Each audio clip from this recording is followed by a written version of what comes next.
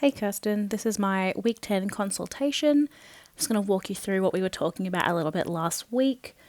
So I've started to make up my physical data representation. So it's still just a work in progress because I haven't put in all the extra stitching for the data diagrams and everything. But here you can get like a kind of idea of the overall look of how it'll end up.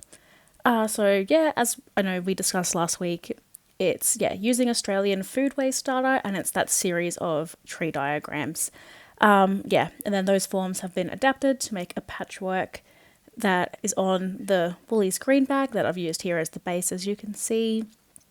It subtly reminds consumers to be mindful of their grocery shopping habits. So I like that it's, a really bright version of that green bag. So it's something that people would go, oh, that looks like a green bag, but it's, really bright and colourful. It sort of compels other people to also look at it while you're using it to shop.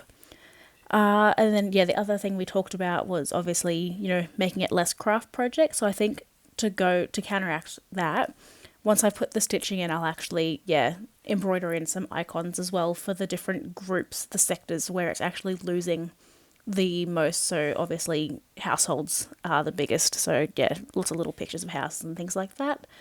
So that's what I said here in the next step. Add in the iconography to make it less abstract. And then if we look at the supporting ones, so I'll just scroll down here, I'll move this.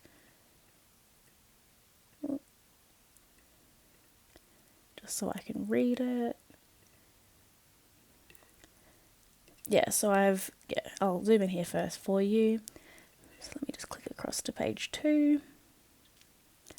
So these are the things that I've come up with as like the supporting data. So basically this folds along this line here and this line here, as well as in that middle there. So you got the nice title that'll be connected onto the bag here. So that's, gives it a nice title, lets people know what it is that we're looking at here. And then, so A5 paper designed to be folded into that 6 sections. Then we go into that idea of it's not just food that we're throwing away, which I think is really important to the general everyday consumer of groceries, like to be aware of how much money that we're actually losing, especially as grocery prices do increase and continue to increase. So from there, I've just zoomed in here. So we've got all the icons that actually link up over here to the process diagrams that I'll get into in a second, and these icons are the ones that I will stitch into the bag here, just for continuity across all of the designs.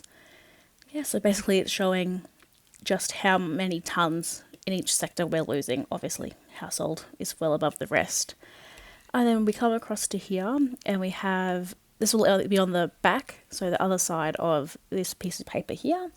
So this one's got how it currently works, so we can see that there's a massive proportion of landfill compared to other options such as composting and animal food.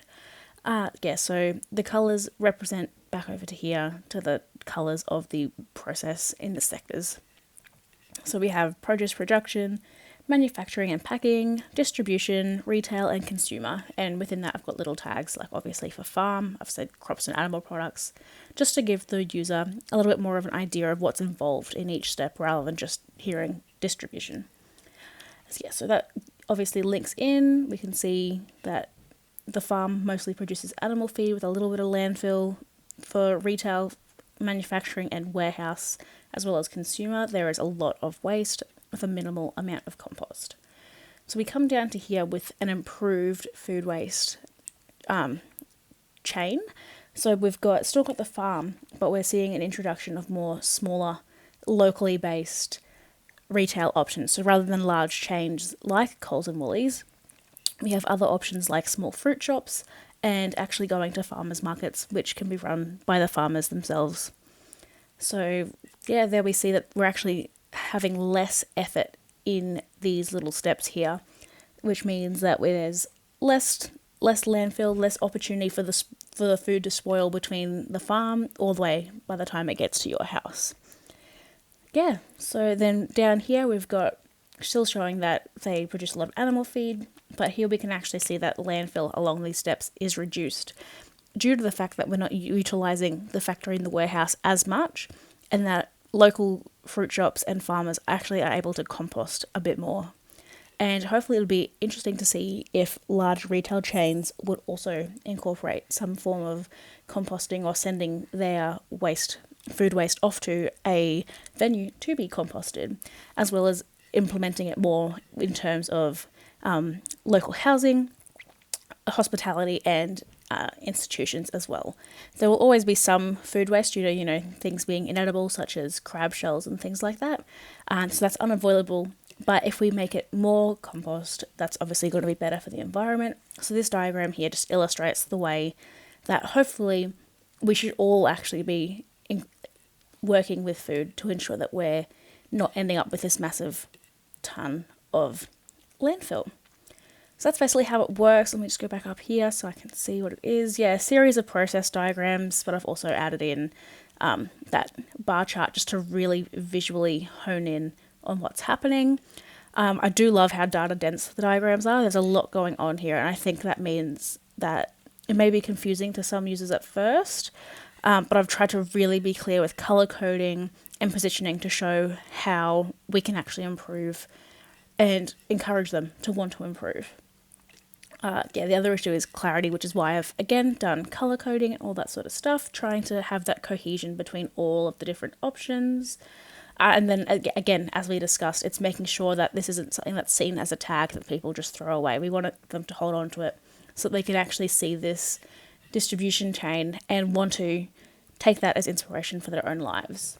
But that is pretty much it. I do also have my data sources listed down here. So that's for not only the stats, that's where I got my figures from, and ideas about the process diagram as well.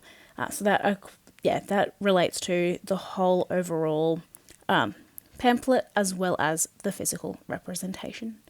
And cool, I hopefully will see you next week.